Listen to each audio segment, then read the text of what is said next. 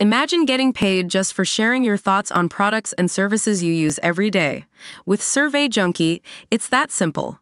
Click on the link in the video description to discover how you can start earning today by taking surveys. A recent inclusion on Taylor Swift's Eras tour set list has the singer reimagining a brief love affair as an alien abduction. She is beamed up in a cloud of sparkling dust and, on some spaceship never described, is smitten by her captor.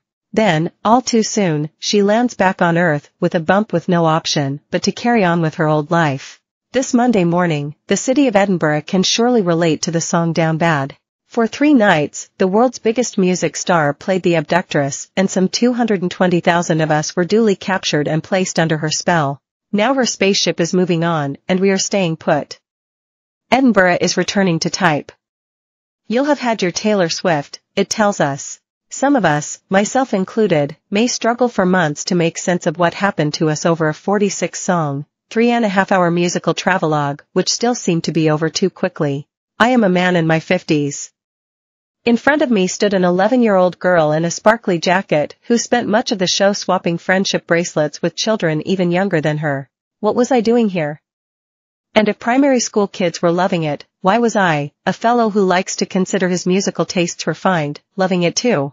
The answer to the first question is I was there because I had attended a Taylor Swift night class in Glasgow a month ago to sit among fellow newbies to her 11-album oeuvre and learn what all the fuss was about. And there was such a lot of fuss, wasn't there, over a Pennsylvania-born songstress who started out as a teenage country singer then gravitated to mainstream pop a couple of albums in?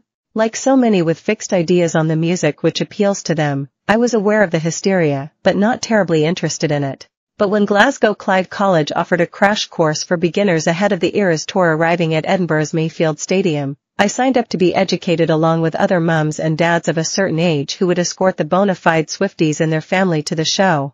We were given a guided tour of the ex-boyfriend's key, we were told, to understanding Taylor.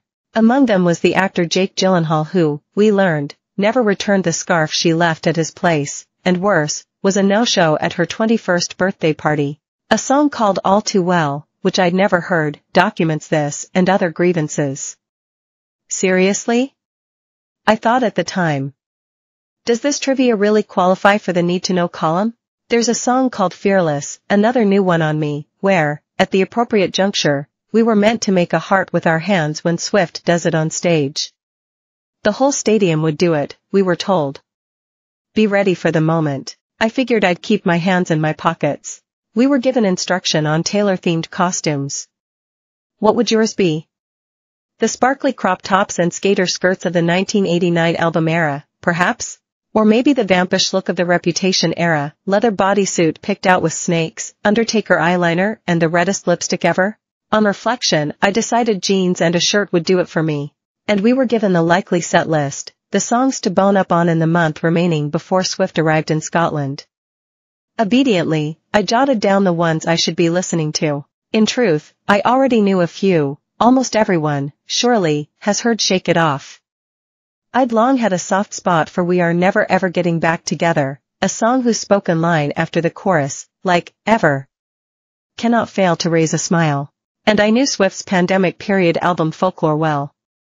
Adult-themed and introspective, it established her, in my mind at least, as that rarest of creatures, a commercial pop star with substance. But there was much homework still to do, and I dutifully applied myself to it, starting with her 2022 Midnights era. And there, I am afraid, is where the wheels came off my study plan. I couldn't stop listening to Midnights. So many eras to explore, yet this one held me prisoner, the songs Anti-Hero and Midnight Rain on repeat on almost every car journey for weeks. Something utterly bizarre was happening to me. I was becoming a Swiftie. This, then, was the background to my night at Mayfield with my daughter who, bless her, kept a tighter leash on her excitement at being at the most highly attended stadium show in Scotland, like, ever, than her dad did. You see, the last time I attend,